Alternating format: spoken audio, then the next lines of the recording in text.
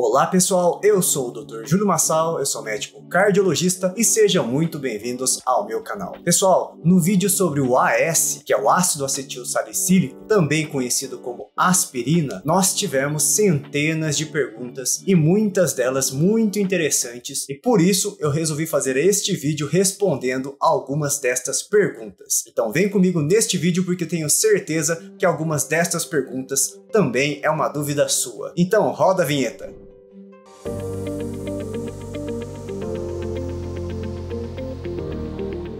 E pessoal, se este vídeo chegar a mais de 1000 likes, eu vou fazer então a parte 2. Então vamos para as perguntas. E a Luciana perguntou: como fazer com as dores no estômago? Tenho que tomar para o resto da vida por causa de um AIT. Olá Luciana, e só para ajudar a esclarecer melhor para o pessoal que está assistindo, AIT é acidente isquêmico transitório, que nada mais é do que um AVC abortado logo no início. Geralmente ele costuma ter poucas sequelas. E o que você me falou de fato é muito comum para quem faz o uso prolongado desta medicação, ou seja, dores no estômago. Mas geralmente em doses baixas essa medicação ela é bem tolerada. Então o que eu sugiro para você, Luciana, é o seguinte: primeiro você precisa passar em consulta com o seu médico e receber uma avaliação clínica para checar se esta dor no estômago realmente tem relação com o uso da medicação. E eu falo isso porque infelizmente dor no estômago é um sintoma muito comum durante o passar da nossa vida. Então nós precisamos definir se isso tem relação também com o seu esôfago, ou com alguma outra condição no seu estômago, ou com a sua vesícula, ou com alguma outra víscera da sua barriga. Depois de definir isso, a gente consegue pensar melhor no que fazer para ajudar no tratamento. E vale lembrar também que existem formulações do AS com comprimidos revestidos que costumam ajudar naqueles casos de intolerância gástrica para essa medicação. E um forte abraço para você, Luciana. Próxima pergunta, o Edson Ferreira perguntou: eu tenho arritmia, também é indicado o AS? Olá Edson, e de fato antigamente, algumas décadas atrás, o AS ou a aspirina era sim indicado para alguns tipos de arritmia. E aqui no caso, ele também era indicado para fibrilação atrial. Mas atualmente o AS ele não é indicado para essa arritmia ou para qualquer outra arritmia que esteja acontecendo. Então, esta medicação não serve para este tipo de tratamento. E um grande abraço para você, Edson. E a próxima pergunta, a Maria Luzanira perguntou: parabéns, doutor, eu tenho pressão alta, colesterol, triglicérides alto e ansiedade. Tomo muitos remédios, inclusive o AS. Mas de uns tempos pra cá, eu parei, pois eu fiquei sabendo que faz muito mal. O que o senhor me aconselha? Muito obrigado. Olá, Maria. E o AS em doses baixas, nós podemos indicar o uso dele para redução de risco de ocorrência de infartos. Isso funciona da seguinte forma: naqueles pacientes que já apresentaram infartos ou derrames, nós geralmente vamos indicar o uso do AS. E isso nós chamamos de prevenção secundária, ou seja, para redução do risco da ocorrência de um segundo evento. Já naqueles pacientes que nunca apresentaram infartos ou derrames, a indicação ela vai ser pormenorizada baseado na análise clínica daquele paciente e na análise dos exames daquele paciente também. Então, nesses casos, a indicação ela é personalizada. E o AS, ele não ajuda a abaixar colesterol, ele também não ajuda a abaixar triglicérides e ele também não tem nenhum efeito nessa questão de gorduras corporais. Quando tiver indicação de uso dele, vai ser para redução do risco de infartos ou derrames. Então o que eu sugiro para você, Maria, é que você passe novamente em consulta com o médico que indicou esta medicação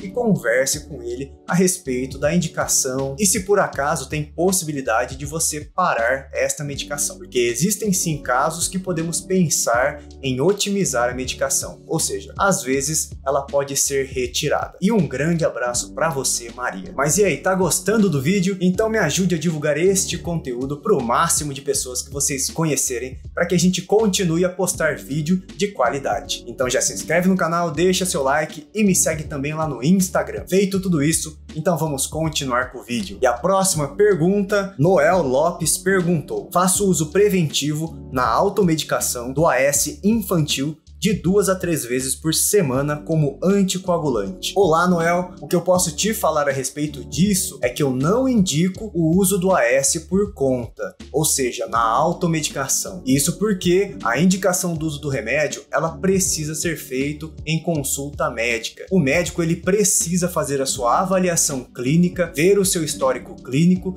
e analisar os seus exames. Com base nisto, nós pesamos os riscos e benefícios do uso de medicações na forma preventiva. E felizmente tem muitas pessoas que não têm indicação de uso. E quando houver indicação de uso, geralmente nós fazemos isso em doses baixas e diariamente, e não da forma que você comentou. Dessa forma, o que eu posso te dizer é que não está sendo efetivo e que também, a princípio, não tem indicação. E um grande abraço para você, Noel. E a próxima pergunta, a Júlia perguntou: doutor, o senhor sabe se o AS ou outra aspirina tem efeito sobre o peso corporal? Se pode emagrecer ou engordar? Olá, Júlia, e o que eu posso te falar com certeza é que o AS ou a aspirina, elas não têm efeito sobre o peso corporal, ou seja, elas não facilitam você ganhar peso nem perder peso, e também isso não é um efeito colateral desta medicação. E um grande abraço para você, Júlia. E a próxima pergunta, Estefânia perguntou: olá, sou estudante de enfermagem, minha professora fala que o AS ele funciona como anticoagulante. Não sei se está certo em afirmar isso. Gostaria que tirasse esta dúvida. Olá, Estefânia, e de fato o AS ele atua em uma das fases da coagulação do nosso corpo, e ele atua mais especificamente na agregação plaquetária. Ele funciona como antiagregante plaquetário, ou seja, ele dificulta a agregação das nossas plaquetas, e por isso, a rigor, classificamos ele como antiagregante plaquetário. E também, a rigor, anticoagulante seriam aqueles remédios que atuam na cascata de coagulação do nosso corpo, como por exemplo as heparinas e também aqueles remédios da classe do Xarelto, que é a rivaroxabana. E um grande abraço para você, Estefânia. E a próxima pergunta, Vanessa Miranda perguntou: oi, doutor, meu sogro fez há 17 anos 2 pontes de safena e uma mamária, e agora em janeiro vai fazer 2 anos que ele infartou e faleceu. Ele tomava remédios para pressão, colesterol, AS, etc. E mesmo assim, teve infarto novamente. Mas ele bebia cerveja aos finais de semana e comia bem, e não fazia exercícios. Nesse caso, nem o AS poderia salvar ele. Não conseguiram desobstruir as veias desta vez. Olá, Vanessa, e o que você falou de fato é muito importante e muito interessante. Muitos pacientes que tomam remédios, eles acreditam que a medicação funciona como um escudo de proteção contra a doença. E por conta disso, eles deixam de se preocupar em manter ou ajustar os hábitos de vida, ou seja, eles não se preocupam numa alimentação de qualidade, não se preocupam em fazer atividade física, não se preocupam em reduzir os excessos, como por exemplo o excesso de bebida alcoólica, e com tudo isso, infelizmente, a doença vai chegar independente da medicação. Então, para você, paciente que tem uma doença grave ou mesmo qualquer outro tipo de doença, não pense que a medicação vai servir como um escudo de proteção, e por conta disso você não precisa mais se preocupar com nada, com nenhum outro aspecto da sua vida. A medicação ela vai te ajudar a reduzir o risco de recorrência ou até mesmo de incidência de algum determinado tipo de doença ou de alguma sequela relacionada. E com certeza, se você mantiver seus hábitos de vida ruins, com certeza a doença vai chegar mais rapidamente, independente da medicação. Então fixa bem esta frase que eu vou falar para vocês: nenhum remédio vai substituir hábitos de vida saudáveis. E nas doenças crônicas, a medicação vai te ajudar a reduzir os riscos, mas infelizmente ela não vai fazer milagres. E um grande abraço para você, Vanessa. E a próxima pergunta, Ana Cristina perguntou: doutor, uma pessoa hipertensa pode tomar AS infantil a cada 3 dias para evitar infarto? Olá, Ana, e o que eu posso falar para você e reforçar é o seguinte: a indicação do uso do AS como forma preventiva, ela precisa ser indicada após consulta com o médico. O médico precisa te examinar, fazer a avaliação do seu histórico clínico, analisar os seus exames, e depois de tudo isso, ele vai checar se existe algum benefício nesta indicação de uso de medicação como forma preventiva. E o AS, quando for assim indicado, ele vai ser feito em doses baixas e diariamente, e não a cada 3 dias, como você comentou. E um grande abraço para você, Ana. E a próxima pergunta, Edileuza Maria perguntou: doutor, me responda com sinceridade, por que os médicos, a maioria, receita tudo isso aí se tem efeitos colaterais graves? E como curar o problema? E qual o remédio certo? Olá, Edileuza, e com certeza te respondo com muita sinceridade que nós médicos, a princípio, temos intuito de prescrever remédios para ajudar nas questões de saúde do paciente. Ou seja, em alguns casos ele pode vir como questão preventiva e em outros casos ele pode vir como questão de tratamento. E isso com certeza vai depender das condições clínicas que envolve o paciente. Então não vai existir um remédio que é certo para todo mundo. Cada paciente precisa ter uma avaliação pormenorizada e personalizada. E felizmente muitas pessoas não vão precisar usar medicações como forma preventiva. E outro ponto importante é que infelizmente toda medicação pode ter efeitos colaterais. Tudo vai depender das dosagens, das frequências, do tempo de uso e depois que nós médicos prescrevemos uma medicação, é sempre importante nós fazermos o acompanhamento clínico deste paciente, para que se possa analisar tudo isso. E agora um outro ponto muito